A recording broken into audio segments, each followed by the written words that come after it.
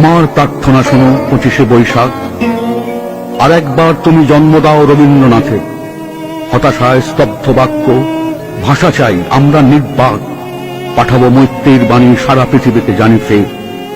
রবীন্দ্রনাথের কণ্ঠে আমাদের ভাষা যাবে শোনা, ভেঙে যাবে রুদ্ধশ্বাস নিরুদ্যম সুদীর্ঘ মৌনতা। আমাদের দুঃখ সুখে ব্যক্ত হবে প্রত্যেক রচনা, পীড়নের প্রতিবাদে উচ্চারিত হবে সব কথা।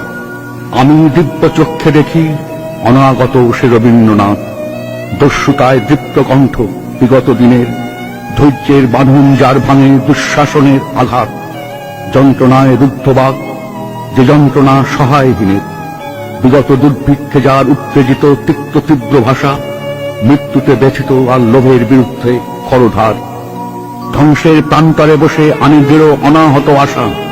তার জন্ম অনিবার্য, তাকে ফিরে পাবই আবার। রবীন্দ্রনাথের সেই ভুলে যাওয়া বাণী অকস্মাৎ করে কানাকানি, দামামা ওই বাজে, দিন বদলের পালা এলো ঝড়যোগের মাঝে। নিষ্কম্প গাছের পাতা, রুদ্ধশ্বাস অগ্নিকর্ভ দিন, বিস্ফারিত দৃষ্টি মেলে এ আকাশ গতিরুদ্ধ বায়ু। আবিশ্ব জিজ্ঞাসা এক চোখে মুখে ছড়ায় রঙিন, সংশয় স্পন্দিত স্বপ্ন ভীত আশা উচ্চারণহীন। মেলে না উত্তর কোন সমস্যায় উত্তেজিত স্নায়ু। ইতিহাস মোড় ফেরে পদতলে বিধ্বস্ত বার্লিন, পশ্চিম সীমান্তে শান্তি, দীর্ঘ হয় পৃথিবীর আয়ু। দিকে দিকে জয়ধ্বনি, কাঁপে দিন রক্তাক্ত আভায়। রাম রাবণের যুদ্ধে বিক্ষত এ ভারত জটায়ু, মৃতপ্রায় যুদ্ধাহত পীড়নে দুর্ভিক্ষে মৌন মুখ।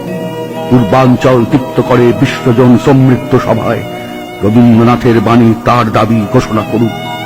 এবারে নতুন রূপে দেখা দিক রবীন্দ্র ঠাকুর, বিপ্লবের স্বপ্ন চোখে কণ্ঠে গণসঙ্গীতের সুর।